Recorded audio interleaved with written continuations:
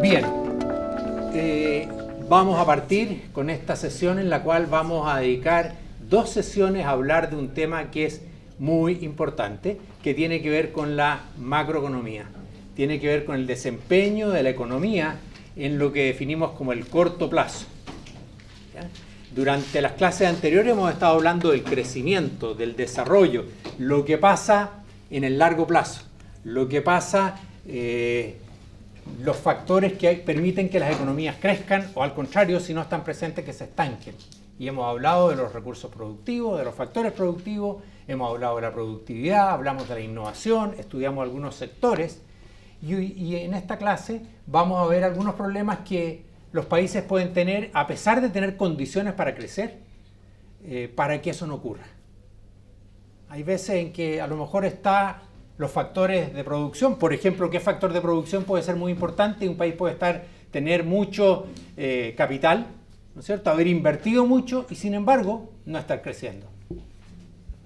Entonces, ese tipo de problemas, que a pesar que estén las condiciones para que el país crezca de manera permanente, para que se desarrolle, impiden que eso ocurra. ¿Ya? De hecho, actualmente, ¿qué discusión hay en la economía respecto a la economía chilena? ¿Qué discusión hay en este momento? Desaceleración, ¿no es cierto? O sea que estamos creciendo menos de lo que estábamos creciendo antes y supuestamente menos de lo que podemos crecer. Entonces, ¿y por qué nos preocupa esta desaceleración del crecimiento? ¿Por qué puede preocuparnos eso? Que haya un menor ritmo de crecimiento, que la velocidad sea menor. Puede traer altas consecuencias. ¿Como cuáles? Desempleo, menos inversión. Desempleo, ¿por qué desempleo? ¿Por qué esta desaceleración podría traer desempleo? Que crece la población y se genera menos empleo. Crece la población y para que esas nuevas personas que, digamos, cumplen la edad de trabajar, encuentren trabajo, tiene que crecer la cantidad de trabajos disponibles. Y los trabajos disponibles crecen en la medida en que la economía crece. Y hay más, que se crean más trabajos. Y los trabajos se crean en una medida importante porque crece la economía. Gracias a la inversión, gracias a todos los factores que están detrás y que hemos visto de crecimiento en el largo plazo. Entonces, si es que no crecemos suficiente, entonces puede que no se creen suficientes empleos y por lo tanto va a haber personas que van a estar desempleadas o algunos que van a perder su trabajo.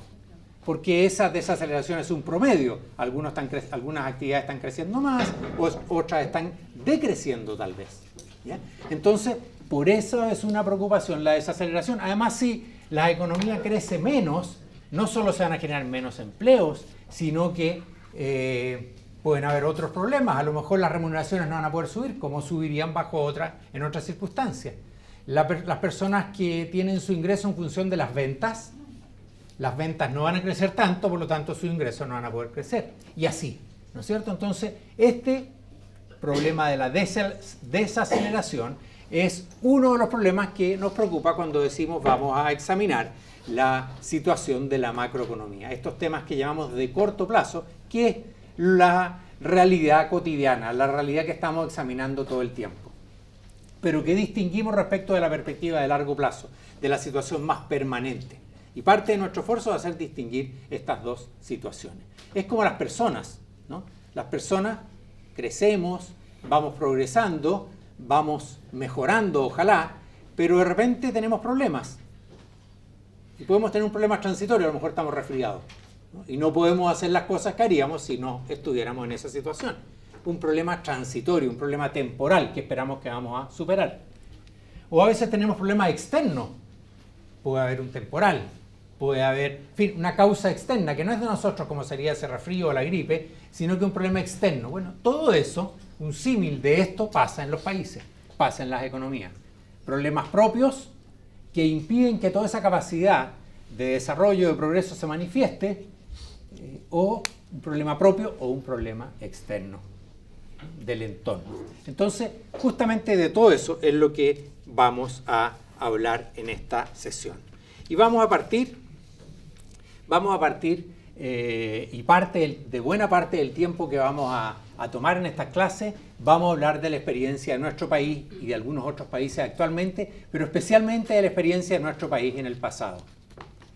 porque afortunadamente, o gracias a la situación, como espero vamos a ver durante la clase, mi generación y las generaciones anteriores vivimos frecuentemente problemas serios en la situación macroeconómica, en la situación de corto plazo en nuestra economía. Yo veía al ingresar que esta facultad está celebrando 90 años. Bueno, durante la mayor parte de su historia ha tenido que ver con los problemas de corto plazo, problemas macroeconómicos de la coyuntura. Y voy a mostrarles, por ejemplo, lo que ha pasado con el producto por habitante en el país. La producción por habitante, que es un resumen de la actividad económica. Y ahí hay dos líneas, cada una de las cuales se refiere a 30 años. En mi generación hemos vivido crisis macroeconómicas importantes.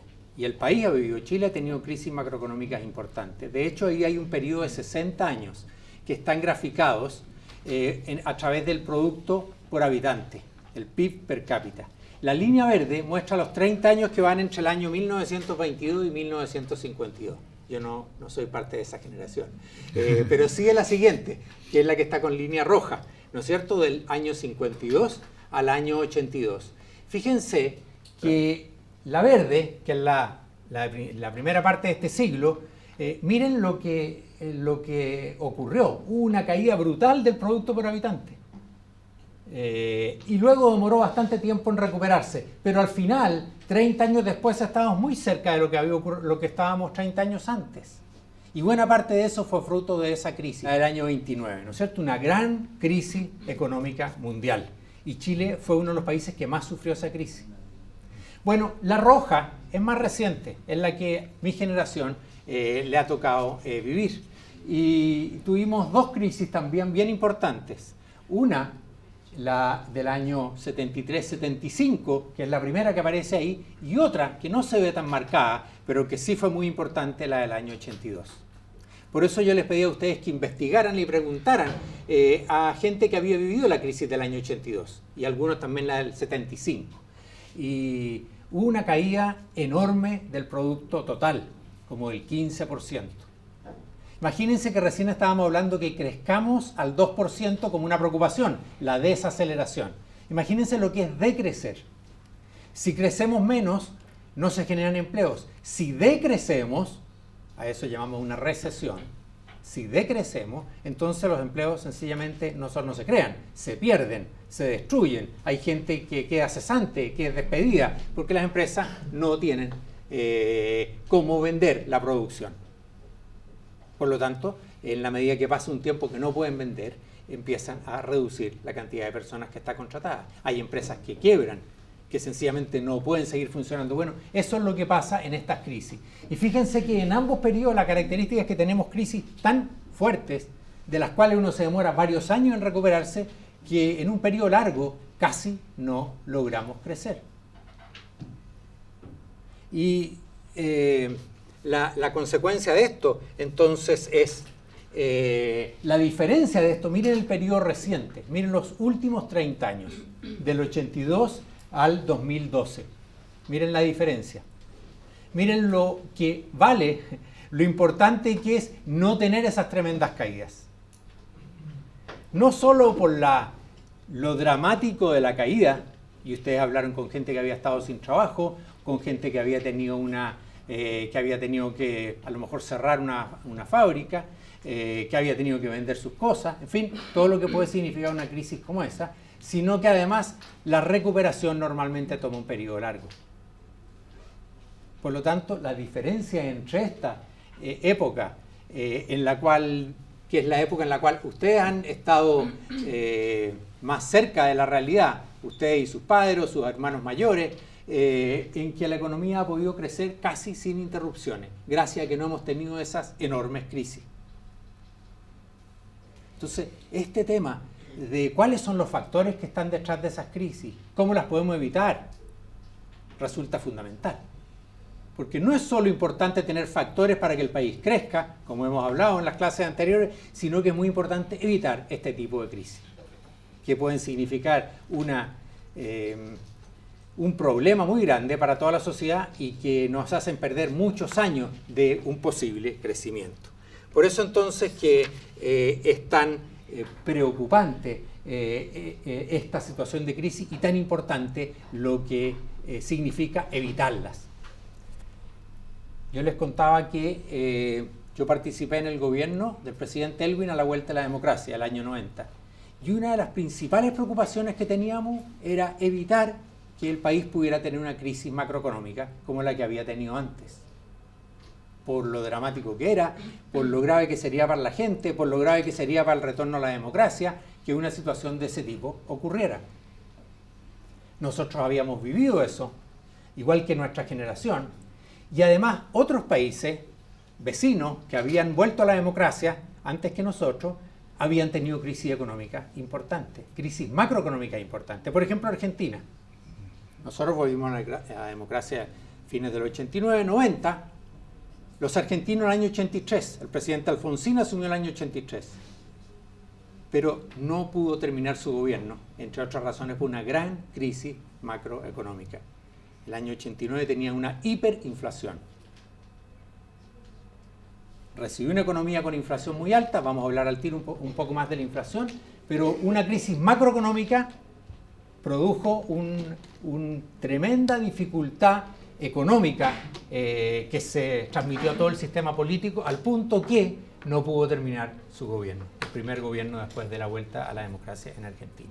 En Brasil también habían habido dificultades, en fin. Entonces, aparte de nuestra propia experiencia, estaba muy patente y muy cercana a la experiencia de otros países que en la vuelta a la democracia habían tenido problemas macroeconómicos serios. Entonces, enfatizo esto y lo quiero subrayar porque hoy día parece muy lejano. No parece que tuviera la gravedad y los riesgos que significan estos desequilibrios macroeconómicos, pero son fundamentales de evitar. Es fundamental tener estos equilibrios macroeconómicos y vamos a hablar más de cómo logramos eso, qué es lo que tenemos que evitar. Hablábamos del desempleo, que si no hay crecimiento, hay desempleo. No se crean suficientes empleos. Bueno, esos son datos del desempleo, el Gran Santiago, que es los datos que tenemos con más años, desde el principio de los años 60 hasta el año pasado. Miren el desempleo, yo les hablaba del año 82, mire hasta dónde llega el desempleo. Más de 20%, 25%, ¿no? Casi 25% de desempleo de personas sin trabajo, porque aparecen dentro del 75% algunas personas que están haciendo trabajos que el Estado creó sencillamente para que la gente hiciera algo, pero que eran trabajos de bajísima productividad, trabajos de emergencia. ¿Y esos ¿Sí? trabajos están considerados ahí? Están considerados porque las personas desempleados significa estuvo trabajando la última semana. Y esas personas contestaron que sí estaban trabajando, pero era un empleo muy precario, muy poco productivo, ¿sí? Es que a mí me habían dicho que, claro, que como que los números decían que era un cuarto, casi un cuarto de la población, pero que en realidad al parecer llegaba casi a la mitad. No sé si a la mitad, pero más del 30%. ¿Por qué? Porque esas personas estaban en un empleo de emergencia, un empleo que se había creado nada más que para ese efecto. De hecho, alguno de ustedes que hizo entrevistas tuvo oportunidad de saber de eso. ¿Sí? ¿Y la pregunta sigue siendo esa? ¿Si es que uno trabajó la semana pasada o si es que uno lleva trabajando un mes o algo así? No, la pregunta varía un poquito entre encuestas, pero la pregunta se refiere a un periodo de referencia. Trabajó, y no solo si trabajó o no, sino además si estuvo buscando empleo. O sea, porque puedo no haber trabajado, pero porque estoy estudiando, pudo no haber trabajado porque me voy a jubilar, pudo no haber trabajado porque, en fin, me quiero tomar un periodo sin trabajo. No. Desempleado es aquel que no trabaja y no está buscando trabajo. O sea, quiere trabajar. Es parte de la fuerza de trabajo. Fuerza de trabajo de las personas que están trabajando. Además, si entramos en más detalle, es distinto empleos formales e empleos informales, empleos por cuenta propia, empleos independientes, en que muchas veces son empleos porque no tengo otra alternativa. Yo quisiera trabajar empleado, vale decir, quisiera trabajar con un empleo formal en que se pagan impuestos, tengo seguridad social, ¿no es cierto? Tengo un sistema de pensiones, de salud, cosa que muchas veces hago un empleo que es el que yo mismo me puedo generar, a lo mejor vendiendo algo, porque necesito trabajar y no tengo otro empleo de mejor calidad. De hecho, hablábamos al principio de la desaceleración que se ha producido en la economía, eso no se ha traducido en desempleo, pero sí se ha traducido que los empleos que se generan son menos formal y más trabajadores, más empleos independientes. Pregunta. ¿A qué se refiere cuando habla como de estos empleos de emergencia? ¿En qué consiste? Por ejemplo, un grupo de personas que las vamos a contratar para hacer una reparación, ¿no es cierto? Hacer una reparación que en condiciones a lo mejor prácticamente sin herramientas, sin equipos, ¿no? Si yo voy a mejorar una calle, normalmente llegan maquinarias, equipos. Bueno, aquí no. Que vengan y que trabaje la mayor cantidad posible de personas con una pala, si es que tenemos palas, picotas, ¿no es cierto?, para arreglar esa calle, o barrer, o en fin, trabajo en que prácticamente la persona hace lo mínimo que podamos conseguirle como una actividad útil, pero de baja productividad, porque a veces ni siquiera herramientas o equipos habían para que las personas desempeñaran esos trabajos. Se llaman programas de empleo de emergencia, que son muy importantes en esas circunstancias, pero que no son un empleo, hemos hablado de la productividad, ¿no es cierto?, y lo importante que es la productividad para el crecimiento, que son empleos de bajísima productividad. ¿Y los crea el gobierno? Perdón, los financia el gobierno normalmente, se hacen de distintas formas, por ejemplo, de la manera más rápida posible, que tenga la capacidad, por ejemplo, las municipalidades. Entonces le dice a la municipalidad, mira, contrate personas, yo le voy a entregar el dinero para que hagan algo que a usted le resulte útil, para la municipalidad, para los vecinos, a lo mejor para alguna empresa. A algunas empresas también se le entregaba dinero para que, ¿no es cierto?, hiciera un plan de empleo extra, que hiciera alguna actividad con tal que contratara personas. Habían distintos tipos de empleo, porque esto demoró bastante tiempo en eliminarse, ¿no?, en terminar, en la medida que el empleo generado en condiciones normales, el empleo de mayor productividad, no se desarrollaba. Entonces, muy importante este efecto de empleo. De nuevo, hemos vivido durante todos los últimos años con tasas de empleo, ¿no es cierto?, en torno a 6%, 7%, que son tasas de empleo más normales. Siempre hay algún desempleo, porque hay personas que por primera vez se incorporan a la fuerza de trabajo y tienen que buscar. No es que lleguen a preguntar y están todos trabajando, no, porque hay algunos que buscan por primera vez, otros que se pueden estar cambiando de trabajo, y todo eso lleva a que siempre hay algún grado de desempleo. Sí. Cuando los presidentes, los candidatos dicen que van a generar empleo, ¿cómo lo hacen? Porque si dicen que van a hacer 1000 empleos, ¿cómo hacen eso? Bueno, en realidad los presidentes no generan empleo. Los presidentes pueden ayudar a que se creen las condiciones para que se generen empleo en el país. Son planteamientos que hacen los candidatos de generar empleo porque saben que es muy importante, pero en realidad es un compromiso difícil de cumplir porque no depende enteramente de lo que haga el gobierno, ¿no? Los gobiernos crean condiciones para que se generen empleo, pero los empleos no los crean los gobiernos directamente, excepto en situaciones de esto, que son empleos de emergencia, y que ningún gobierno quiere estar creando empleos de emergencia. No quiere vivir en emergencia, quiere vivir en normalidad. Y solo para situaciones excepcionales esos empleos no solo son necesarios, se justifican, sino que ayudan. Pero no es de esos empleos que hablan los candidatos cuando plantean que se van a generar determinados empleos durante un periodo. Es una meta, un deseo, muchas veces una promesa, pero como digo, el cumplimiento de eso depende de una serie de factores que no están enteramente en su control. Aunque, por cierto, es muy importante que contribuya a que esas condiciones se creen. Bien, a propósito del desempleo, yo tomé algunas frases de las personas que ustedes entrevistaron, porque quiero que, como esto es tan importante, se haga carne en nosotros. ¿Qué es lo que significa el desempleo? ¿Por qué es tan importante que lo evitemos? Alguien dijo, esta crisis lo marcó para toda la vida, le hizo valorar el empleo, pudo ver con sus propios ojos lo que hace la gente cuando no tiene empleo, ver cómo la gente perdía sus casas, el trabajo, el sustento para la familia. Esto es de la crisis del 82. Esta es otra persona que tuvo una reducción de su sueldo de un 25%. ¿Ya? Pensemos a alguien que vive con una determinada cantidad de dinero y a raíz de la crisis tuvo una reducción de sueldo de un 25%. Dice, ¿era la alternativa o el despido? Yo aceptaba un sueldo 25% menos, o sea, es como que una semana menos de las 4 que trabajaba no recibiera sueldo. Y optó por una rebaja ante la incertidumbre y la crisis. Estos son testimonios que algunos de ustedes recogieron respecto a la crisis del 82. Hubo un fuerte impacto en las separaciones matrimoniales, dijo otra persona, que le había tocado ver entre la gente que conocía, ¿no? Porque la tensión crea un problema en toda la familia, ¿no? Despidieron muchas personas muy calificadas que se vieron forzadas a trabajar en cualquier cosa por sueldos mínimos. Una persona, ¿no es cierto?, un profesional, está habituado a realizar algún determinado trabajo asociado a sus calificaciones y tal vez no tiene ninguna posibilidad de trabajar en esa, de acuerdo a esa calificación, y eso genera obviamente una dificultad muy grande. Estuvo mucho tiempo triste, desanimado, en la casa había austeridad, no se podía pedir plata para nada, ¿no? O sea, es una situación que afecta a todos los que están en esa situación, afecta a su entorno, a su familia. Un par de testimonios más. Una situación muy difícil, que había perdido en poco tiempo la autoconfianza, triste, preocupado por el futuro, desilusionado de la empresa en la cual había perdido el trabajo y sin ninguna motivación para hacer algo, ¿no? Otra persona que puso, estuve media deprimida, ¿no? Entonces, saco estas frases que ustedes recogieron, y podríamos agregar muchas más, para que tratemos de compenetrarnos de lo grave que esto es y lo importante que es que evitemos llegar a situaciones de ese tipo.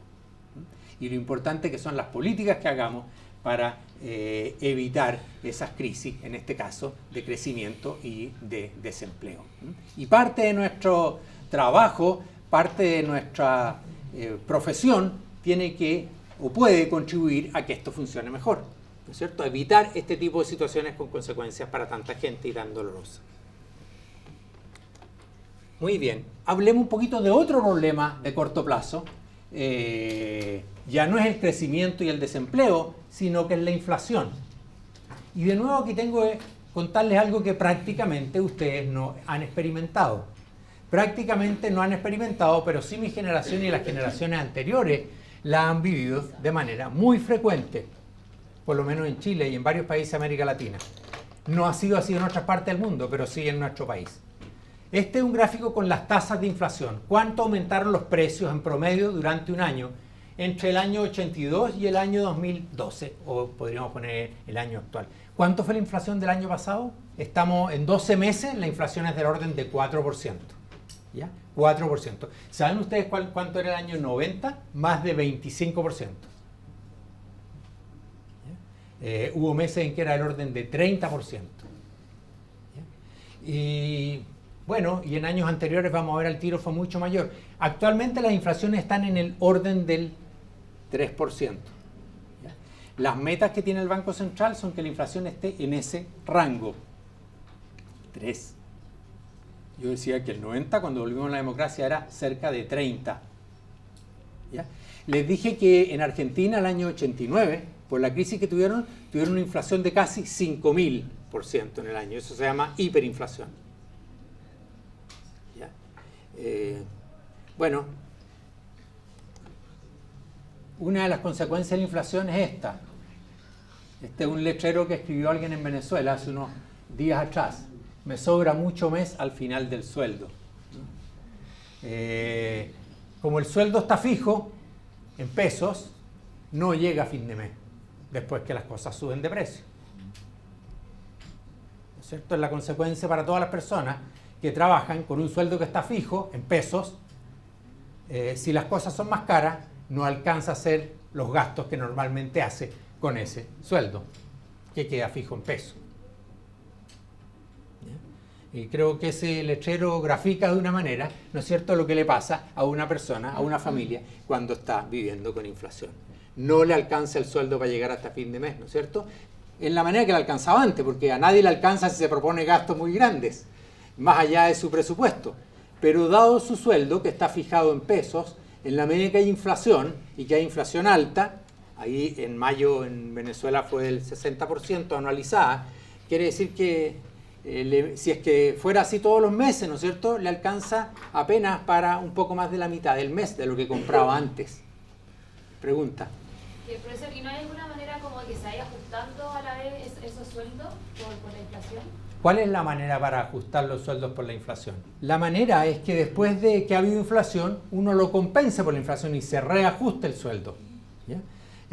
práctica que está bastante, que es bastante habitual en nuestra realidad, en que los sueldos se reajustan. Precisamente por esta historia de mucha inflación, los sueldos se reajustan después de un cierto tiempo. Pero antes que se reajusten, pasa esto. Y en los países que no tienen tanta historia de inflación, no hay esta historia de reajustes periódicos. Nosotros tenemos reajustes cada cierta cantidad de meses, o una vez al año, o 2 veces al año. Eso es bastante común, producto de que tenemos una larga historia de inflación. Pero los países que no tienen esa historia, se produce esta situación. O en el mes antes que haya ese reajuste, esa corrección por la inflación que ha habido, se produce esto. Y la hiperinflación quiere decir que está subiendo tan rápido que sencillamente no se alcanza a reajustar ni a hacer nada. Bueno, esta realidad de aumento de precios, ¿no es cierto?, y de inflación ha sido la habitual en nuestra experiencia. De hecho, nosotros no solo tenemos que muchos contratos de remuneraciones tienen reajuste cada cierto tiempo, sino que además tenemos algo que se llama la UF. Todos los días cambia la unidad de fomento de acuerdo a los aumentos de precio del último mes, ¿no es cierto?, y se distribuye entre todos los días. Son muy pocos los países que tienen una UF, con cualquiera sea el nombre, porque es una manera para evitar los problemas que significa la inflación. Uno de los problemas es con los sueldos, pero el mismo problema pasa con cualquier contrato a largo plazo. Si yo hago un contrato a largo plazo, algunos años, y lo dejo fijado en pesos y hay inflación, no se van a cumplir las condiciones que estaban en el contrato inicial. La UF justamente busca evitar eso. ¿Qué tipo de contrato sería grave que hiciera en pesos contrato que necesariamente tiene que ser a largo plazo? ¿Qué tipo de contrato? ¿En qué tipo de contrato se produciría este problema? ¿Crédito? Un crédito. ¿Qué tipo de crédito, por ejemplo? Hipotecario. Un crédito hipotecario, un crédito para comprar una casa, ¿no es cierto? ¿Qué ocurre con un crédito para comprar una casa? ¿Es un crédito a, digamos, 15 años plazo? En 15 años, si es que hay inflación, el dinero que me prestan, ¿no es cierto? ¿Qué va a pasar con el dinero que me prestan si es que ese crédito es en pesos? ¿Qué va a pasar a la vuelta de 15 años cuando hay inflación? Va a perder mucho valor. Entonces el que me lo prestó no va a recuperar lo que me prestó. Imagínense que haya 30% de inflación en un año. Eso quiere decir que se perdió la tercera parte de lo que me habían prestado. Y si el préstamo es en pesos y me prestaron 100 pesos y yo tengo que devolver 100 más el interés, a la vuelta de unos años con inflación, eso va a desaparecer.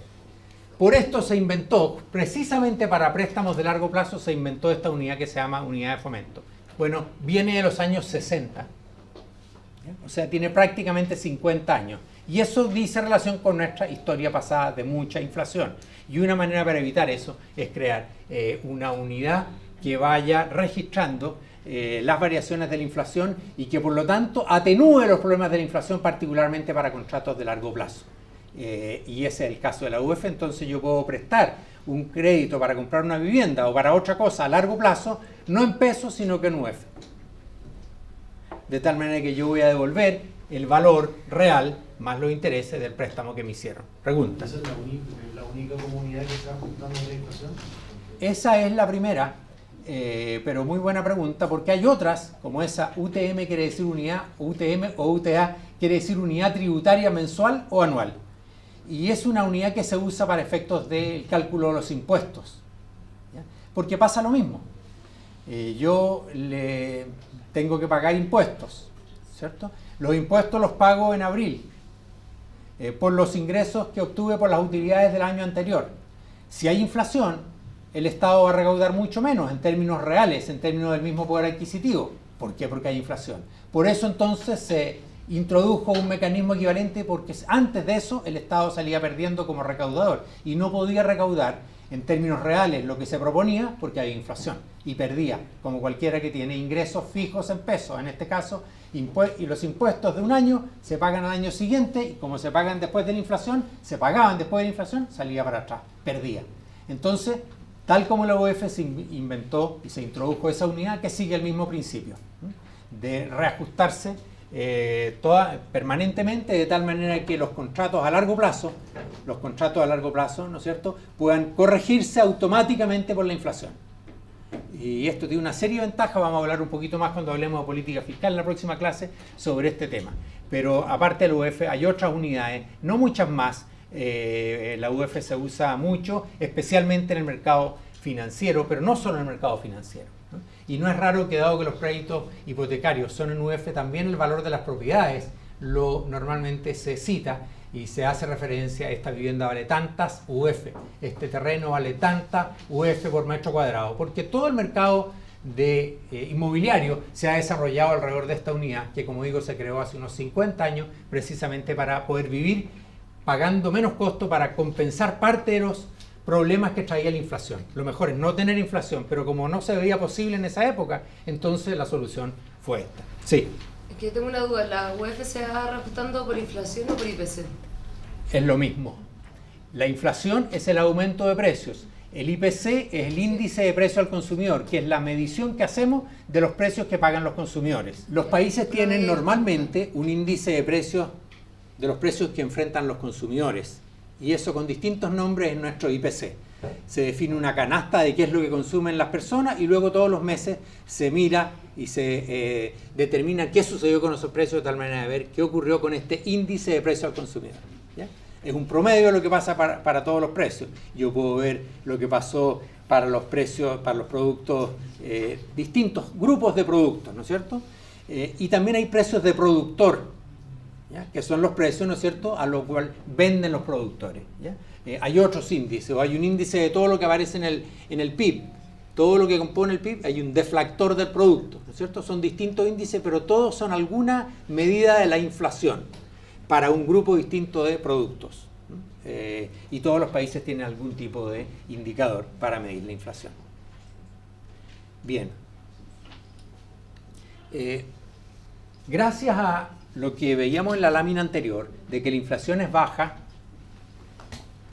ahora es posible hacer contratos a largo plazo en pesos.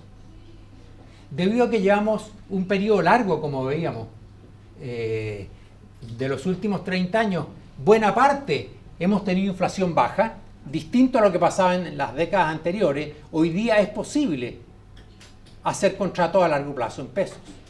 Y de hecho, hay bonos, ¿no es cierto?, bonos, préstamos en pesos a largo plazo. El Banco Central y la Tesorería están emitiendo bonos en pesos a 10, a 5, a 10 años. Y las personas están dispuestas a comprar, a quedarse con esos bonos que dice que va a pagar pesos y no UF en 10 años más. Por ejemplo, tenemos que el Banco Central, por lo menos desde el año 2004, está emitiendo bonos a 10 años en pesos, con una tasa, en ese caso, se emitieron de 6,5% al año.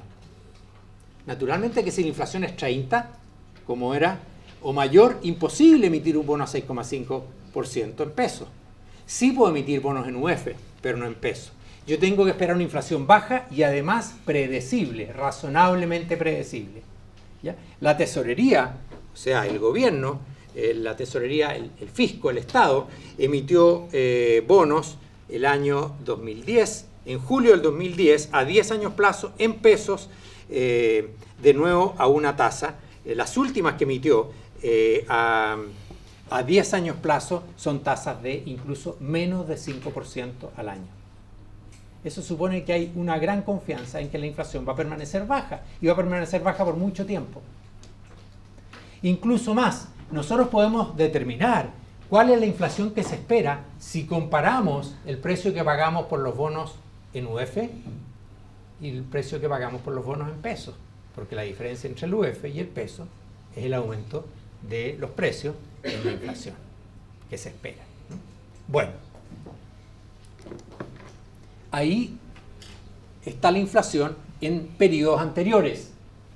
La línea azul es la actual, 82-2012, los últimos 30 años. La verde fue del 22 al 52, del 22 al 52 fíjense, varios años con tasas de inflación más del 30%. Muy inestable, a diferencia de lo que tenemos ahora, bastante estable, en niveles de 5% o menos, muy inestable.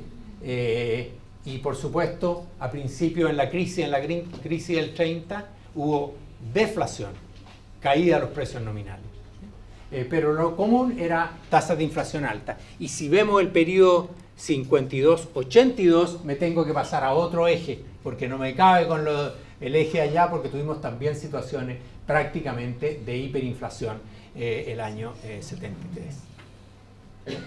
Entonces, de nuevo, la característica de nuestra historia es inflación alta.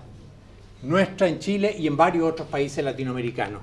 De hecho, hiperinflaciones es algo que se conocía. Inflaciones sostenidas, menores que hiperinflación, pero inflaciones altas, era algo bastante poco común, excepto en países latinoamericanos. ¿Ya? Cual sea la historia, el problema es que esto tiene los efectos bien negativos que comentábamos para quien tiene ingresos nominales, produce una serie de distorsiones y por eso es tan importante ahora tener una situación de estabilidad en los precios. De nuevo una experiencia. Yo les decía que a principios de los 90 la inflación era cercana al 30% en algunos meses. Queríamos que bajara esa inflación.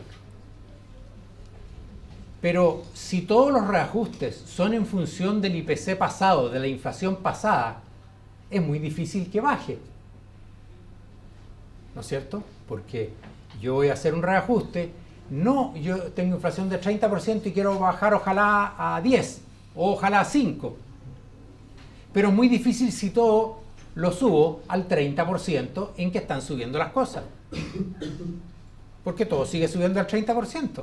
Si yo compenso por la inflación pasada, que fue 30, y aumento entonces los costos en 30, es muy difícil que los precios vayan a bajar. Por lo tanto, para tratar de bajar la inflación, se llegó a un acuerdo bastante amplio entre trabajadores y empresarios para decir vamos a hacer reajuste en función de la inflación futura. Y si logramos que la inflación baje a los ritmos que hemos acordado, entonces vamos a ganar todos, porque la inflación va a lograr que baje. Y eso se hizo. Se hizo un gran acuerdo para que los reajustes, vamos a hacer un reajuste en función, los reajustes que el Estado fija a través de negociaciones o de acuerdos, a través de leyes, van a reajustarse en función de la inflación futura que esperamos para el futuro y no de la pasada. Porque cuando reajustamos solamente hacia atrás es muy difícil bajar porque se reproduce la inflación. ¿Ya?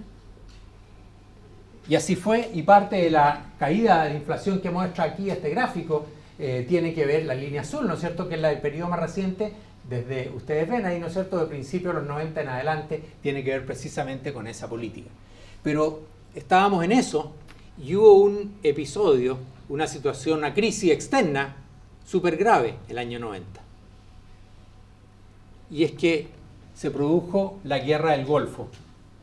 ¿Ya? Irak tomó Kuwait, Estados Unidos reaccionó frente a esto. ¿Qué es lo que puede haber pasado en una crisis como esa en Kuwait, en la zona del Golfo? ¿Qué consecuencias económicas pueden haber habido? Muchos problemas, pero políticos y militares, pero ¿qué consecuencias económicas? ¿Sí? ¿Ahí sabe los precios del petróleo? El precio del petróleo se fue al doble. ¿Ya? ¿Y qué le pasa a un país que importa petróleo, como nosotros? Bueno, resulta que algo que vimos que es muy importante para el funcionamiento de toda la economía, no es que suba 10%, no es que suba 5%, se va al doble. Por lo tanto, eso tiene consecuencias sobre todos los costos.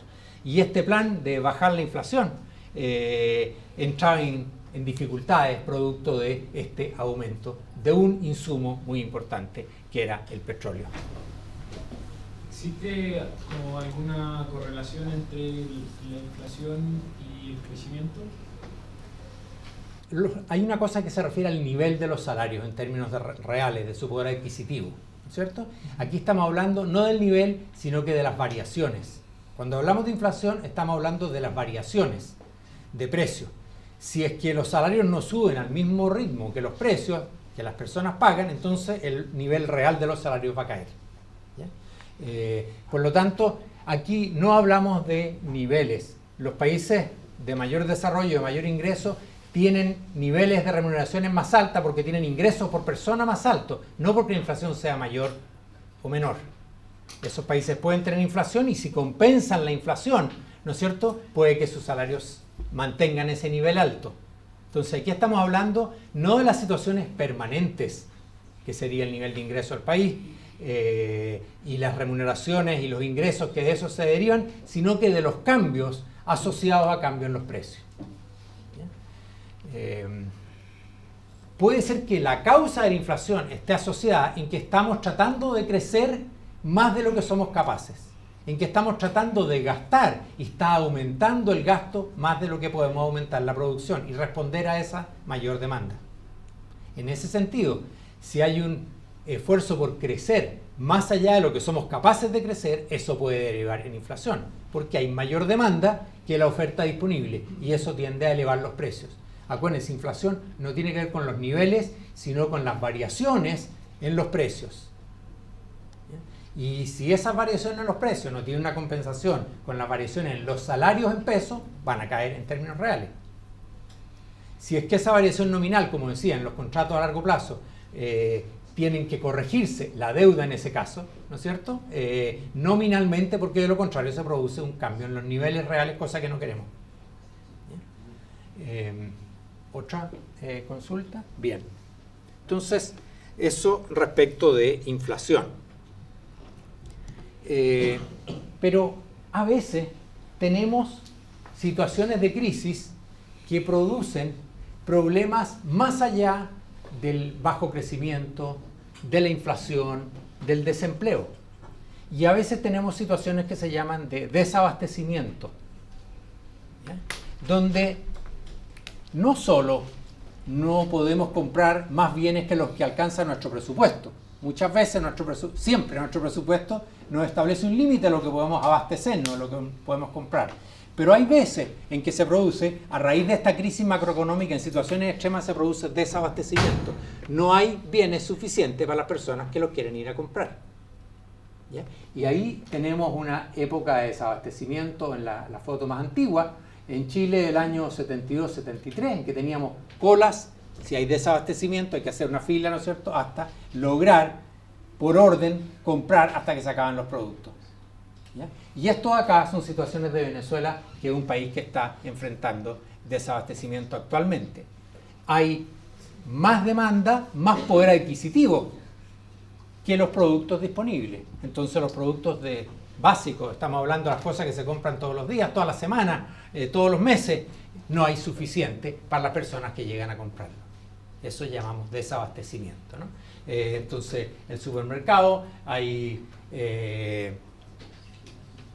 quiebres de productos, falta de productos básicos que la gente va a conseguir, trata de conseguir. Y se produce racionamiento, o sea, repartimos lo que hay con límites para acceder a esos productos. Racionamos, repartimos lo que no alcanza para todos. Jabón, 1 por persona, no puede comprar más de 1.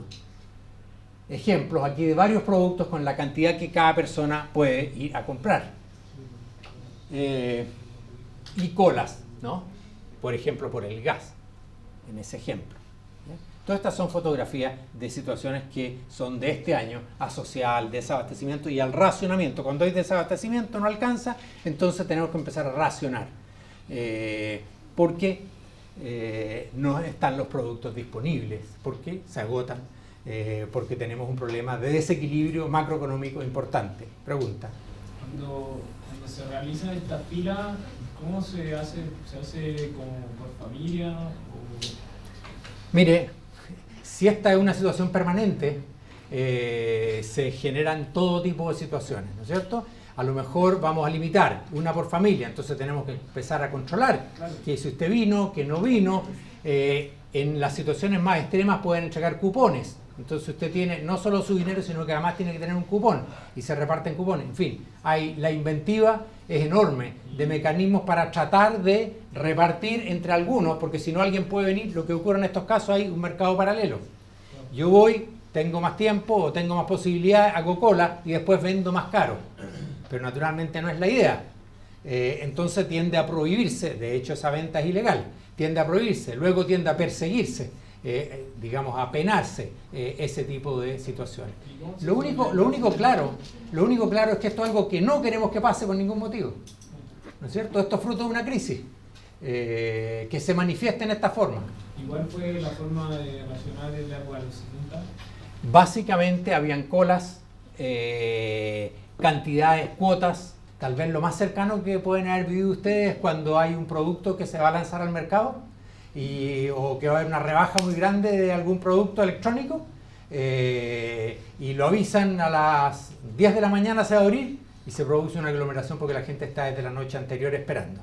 Y alguno está con su hermano o a comprar una entrada, ¿no es cierto? Algo que se produce desabastecimiento porque hay más demanda, mucho más demanda que la oferta. El problema es cuando es para una cosa electrónica que uno puede comprar en otro momento o cuando es para una entrada a lo mejor no es tan grave como cuando pasa con estas necesidades cotidianas, ¿no es cierto? Los productos que están acá. ¿Ya? Entonces ahí hay todo tipo de inventivas. Lo menos es que la gente hace cola. Lo muestro porque son situaciones de crisis que uno quiere evitar. Y que si no tenemos un buen manejo macroeconómico se puede llegar hasta este tipo de situaciones. Hay otro tipo de situaciones que podemos tener por estos desequilibrios macroeconómicos, situaciones extremas estamos mostrando, que tienen que ver con hay un precio muy importante en la economía. Hemos nombrado algunos, pero hay uno que no hemos nombrado en esta clase y que es muy importante en la economía. ¿Qué precio puede ser? El dólar. ¿Por qué es tan importante el precio de la moneda extranjera?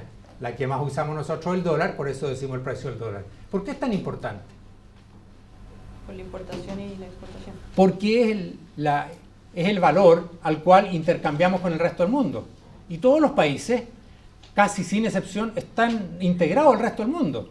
Y intercambiamos bienes con el resto del mundo. Entonces, si ese precio está fuera de lo que corresponde, fuera de su situación de equilibrio, digámoslo así, es difícil esto fuera lo que corresponde, pero el precio que no equilibra los mercados, se van a producir desajustes importantes. Y aquí también tenemos un ejemplo, vecino en este caso, de Argentina. Y eso es de la semana pasada. Ellos tienen algo, el dólar, no el oficial, sino que un paralelo, un dólar no oficial, un dólar negro, que le dicen dólar blue. ¿Ya?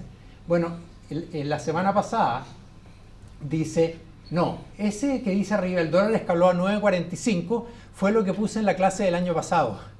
Y esto es lo que pasó la semana pasada. El dólar blue cerró a 15.75. El dólar oficial estaba a 8.44. O sea, el dólar, uno es el dólar oficial, 8,4 pesos, y como a 8,4 pesos se agotarían los dólares que tiene el Banco Central, se agotarían las reservas, entonces hay una limitación a la cantidad de dólares que se pueden comprar. Y el dólar paralelo, el dólar fuera de mercado, del mercado oficial, se transó a 15.75. Pero quise dejar lo que había mostrado en esta misma época el año pasado, cuando hicimos esta misma clase, en que el dólar blue, el dólar paralelo, estaba a 9.45 y el oficial estaba a 5.74.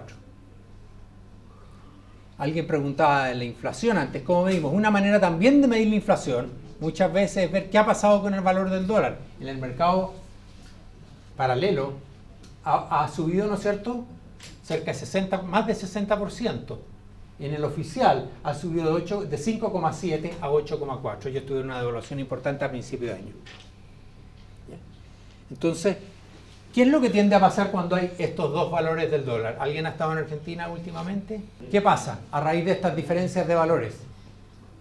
¿Te diste cuenta de algo especial o no? Yo tuve que comprar el blue. Tuviste que comprar el blue. ¿Comprar qué? Compraste pesos al cambio oficial. ¿Y dónde se compraba? La calle. En la calle. En Aquí, en el restaurante, a 15.75, digamos, no sé cuando tú estuviste a qué valor estaba, pero una diferencia importante entre vender los dólares, eso fue lo que hiciste, comprar pesos, vender los dólares a este precio o a este otro. ¿No es cierto? Es casi el doble. Entonces, en vez de comprarme, no sé, 2 sándwiches, me puedo comprar uno. O medio. Depende cómo lo queramos medir, ¿no? La diferencia entre uno y otro. Pero entonces los que están exportando van a tratar de no reintegrar toda la exportación a este porque va a recibir esto. Y el que está importando, ¿no es cierto? Normalmente vamos a ponerle límite a la cantidad de dólares que puede comprar para importar. Y de hecho, tal como en el desabastecimiento anterior, aquí hay desabastecimiento de dólares. Entonces, si yo soy un importador, tengo que pedir un permiso, además de tener los dólares para comprar esos productos, tengo que tener un permiso especial y una cantidad especial. Entonces, no se lo vamos a dar ahora, se lo damos al próximo mes o a lo mejor al subsiguiente, si es que podemos. ¿Ya? Hay un desabastecimiento de dólares. De hecho, ellos llaman el cepo cambiario. El cepo es como eso que se le pone a las ruedas del auto cuando uno no quiere que lo muevan, o una trampa, ¿no es cierto? Algo que eso es un cepo, ¿no? En la trampa para cazar un conejo, por ejemplo. Entonces el cepo cambiario, ¿no? Esta es una terminología que inventaron a raíz de esto. Tras implementar el cepo cambiario, la Administración Federal de Ingresos Públicos instaura un régimen para adquirir dólares para viajes. Para obtener la autorización se debe completar el formulario una semana antes de viajar, pidiendo autorización. Para disminuir la salida de dólares por consumos viajeros, esta misma institución establece un recargo del 15% para las compras que se realizan en dólares con tarjeta de crédito en el exterior. Esto porque eso se hace al tipo de cambio oficial. Entonces yo puedo ir al exterior y comprar productos, ¿no es cierto?, que de otra manera saldría muy caro. Bueno, la última noticia es que hace poco ese aumento no es 15, sino que subió a 20 entre medio y ahora en 35. Entonces, el cepo cambiario son las medidas adicionales, porque hay desabastecimiento de esto que es tan importante, porque es lo que nos relaciona con las compras y ventas al resto del mundo.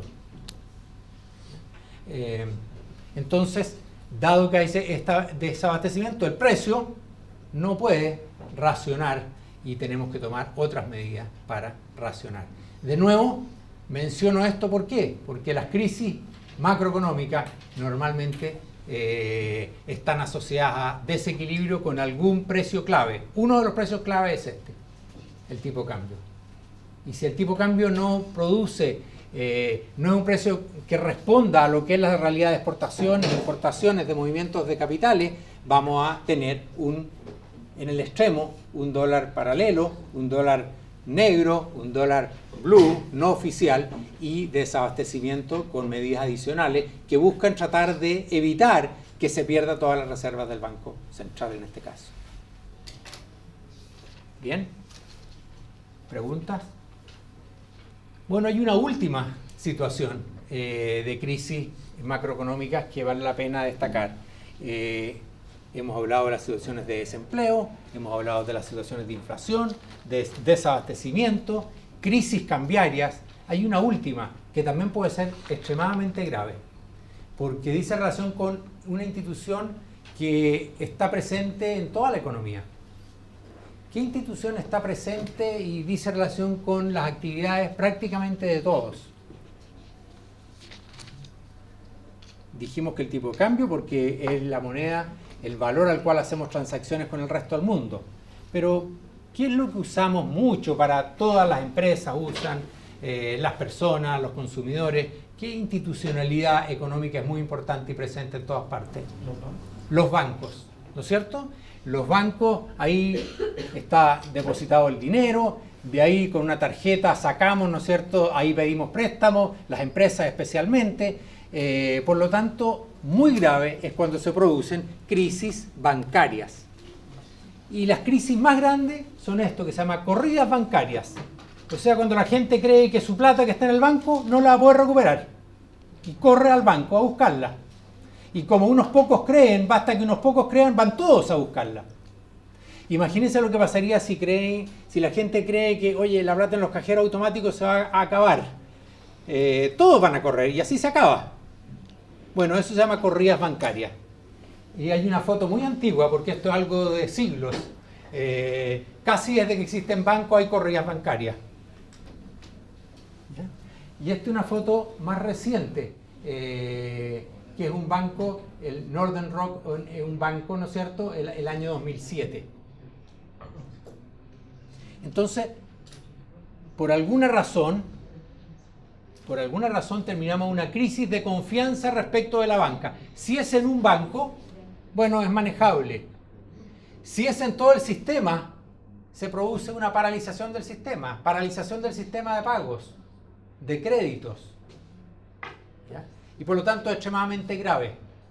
Y de nuevo un desequilibrio macroeconómico que afecta al sistema bancario, que produce consecuencias muy graves. De hecho, el año 82, cuando hablamos de la crisis económica acá y vimos esas cifras de desempleo y caídas del producto, tuvimos una crisis bancaria. No una corrida bancaria, porque normalmente antes de la corrida hay feriado bancario. Se cierran los bancos. En Grecia es lo que han hecho. En los países que han tenido crisis bancaria, se cierran durante unos días, ojalá lo menos posible, hasta que la situación se normalice y la confianza se restablezca. Y tuvimos intervención de los bancos. El Estado tuvo que hacerse cargo de los bancos el año 82, de los principales. Entonces, los argentinos que han tenido esta situación más recientemente llamaron corralito, ¿no? O sea, mi plata no la puedo sacar una parte de la plata que tengo en el banco. ¿Ya? No solo los argentinos, el año pasado tuvimos una crisis de ese tipo en Chipre, en que hicieron un corralito. ¿Ya? ¿Vale decir qué quiere decir eso? Igual como antes veíamos, puede sacar un jabón por persona. Bueno, puede sacar una cierta parte de su plata, no toda. Es suya, está en el banco, sí, pero no la puede sacar. Porque si todos van a sacar su plata, bueno, va a quebrar el sistema. Entonces eso es un corralito, ¿no? Una limitación al retiro, en este caso de depósito.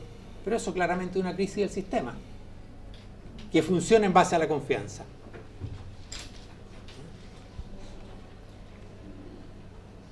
Entonces, toda la actividad económica, toda la actividad de las personas, de las empresas, está concentrada en este problema. No en cómo aumentamos la productividad, no en cómo crecemos, no en cómo hacemos más exportaciones, está dedicada a esto. Es una crisis. La imaginación de la gente, su esfuerzo, está dedicada a esto. No a crecer, no a hacer más cosas, no a mejorarla. Está dedicada a esto. Por eso que tenemos que evitar este tipo de situaciones al máximo.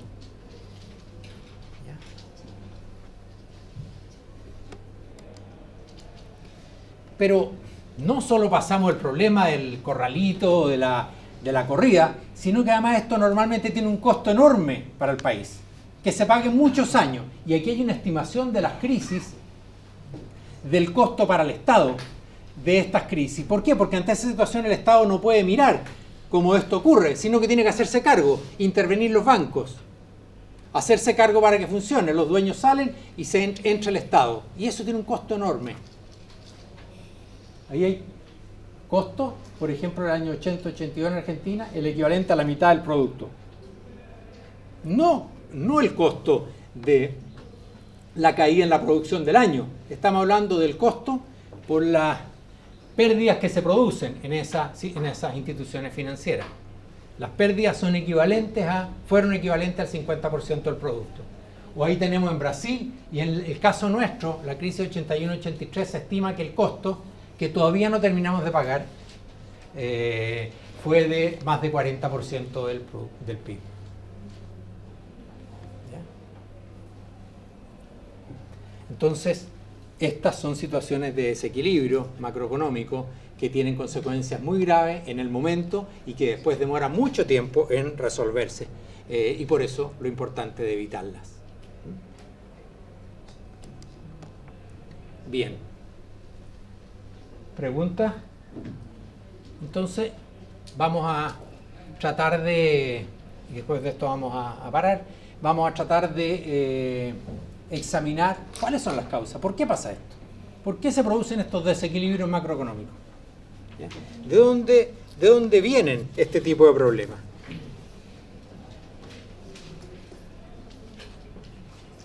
¿Cuáles pueden ser las razones que llevan o el desempleo, ¿no es cierto?, que la economía deje de crecer, o peor, que decrezca, que entre en recesión?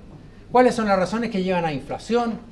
¿Cuáles son las razones que llevan a estos desequilibrios y crisis de balance de pago? Así llamamos cuando se produce esta situación con los dólares, crisis de balance de pago, o peor aún, desabastecimiento y crisis bancaria. Bueno, generalmente asociado a estas situaciones hay un exceso de gasto público o privado. Exceso quiere decir más allá de lo que puede responder la actividad económica. Estamos gastando, por alguna razón, el Estado o los privados están gastando más allá de lo que pueden de manera estable financiar.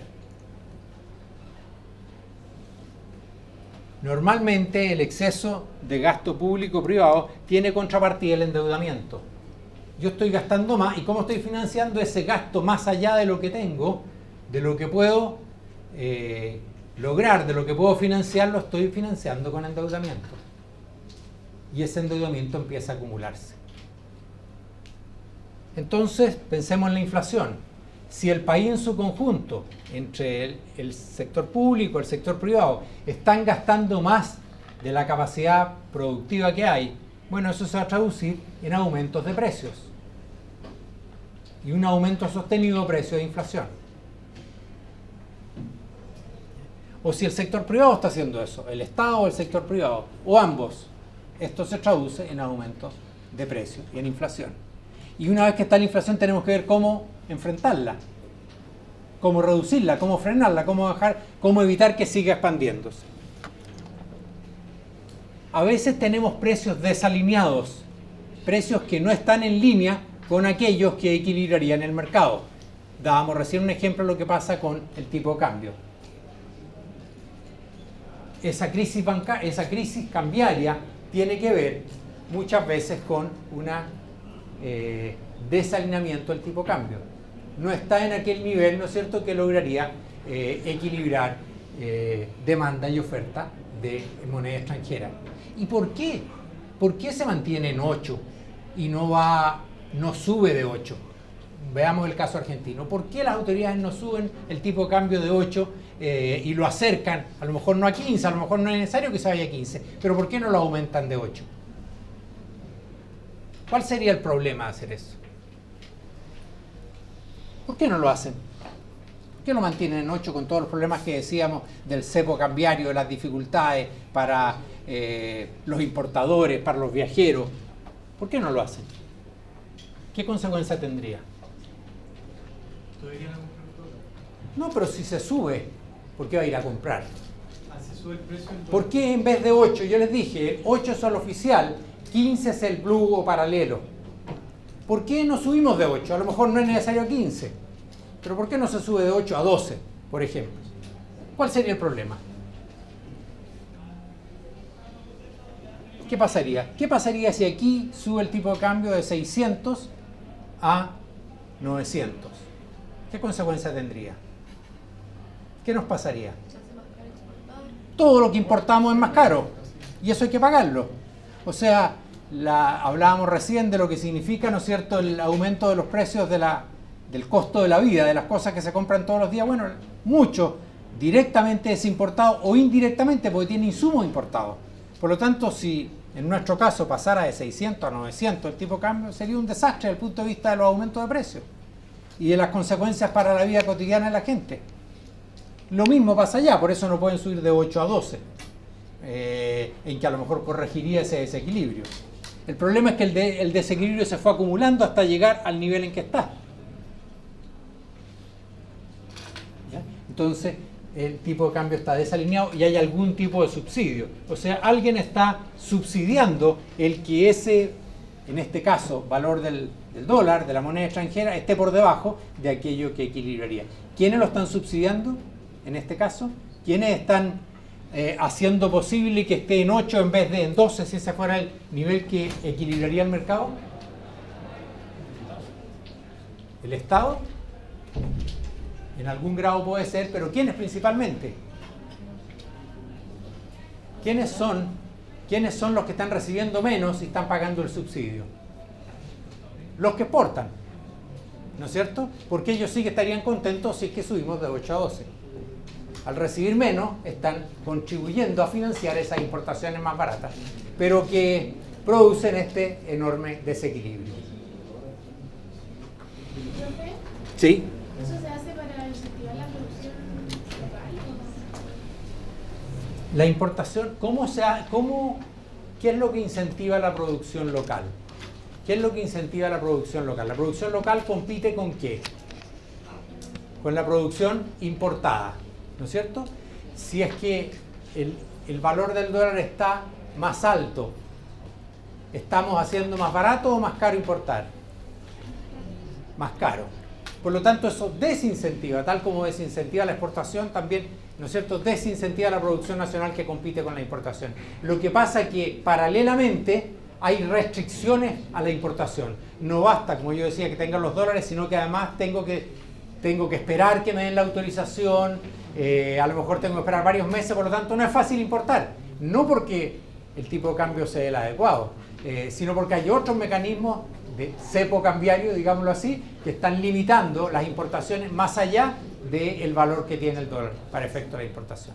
Y tal como limito las importaciones, tengo que asegurarme de que el exportador traiga los dólares en los que vendió los productos al país. Porque si busca algún mecanismo para dejarlo fuera, me va a producir el mismo problema, me va a agravar el problema. Cuando hay esa diferencia de 8 a 15, casi de 1 al doble, hay muchos interesados en que pueden hacer una ganancia, no trayendo el retorno a la exportación, ¿no es cierto?, importando por la vía del dólar oficial, en vez de tener que comprar, ¿no es cierto?, como decía, a otro precio más alto en la calle. Por lo tanto, están todos los incentivos para que este mercado paralelo al dólar se desarrolle. ¿Sí? ¿En Chile hay algún tipo de control al dólar? Hay registros, pero no por estas razones. Hay un registro para fines, para asegurarnos de que no hayan dólares o que no hayan movimientos ilegales. Por ejemplo, para que no haya lavado de dinero, para que los dineros que vienen del exterior, ¿no es cierto?, o que salen, sean dineros legales. Tiene que ver con eso y no con desequilibrio en el mercado cambiario. Por eso yo preguntaba cuánto vale, cuánto cuesta comprar o cuánto obtengo si vendo $1 en pesos, y dijeron 600, y hay otros, no hay otros. Entonces los controles que hay están asociados a registros principalmente para evitar malos usos, para controlar ilegalidades que se pueden cometer a través de la moneda extranjera, más que por otras razones, o para algún control tributario, en fin, o para compromisos de muy largo plazo de inversionistas, pero no para hacer un control cambiario de este tipo. Bien. Y el otro gran causa tiene que ver con problemas en el mercado financiero, ¿ya? Las llamadas burbujas, ¿ya? Situaciones que se van creando y que va a llegar un momento que como una burbuja explotan, porque no son reales, no son sostenibles, más que no sean reales. Son reales pero no sostenibles. Vamos a volver sobre esto en la próxima clase. Muy bien.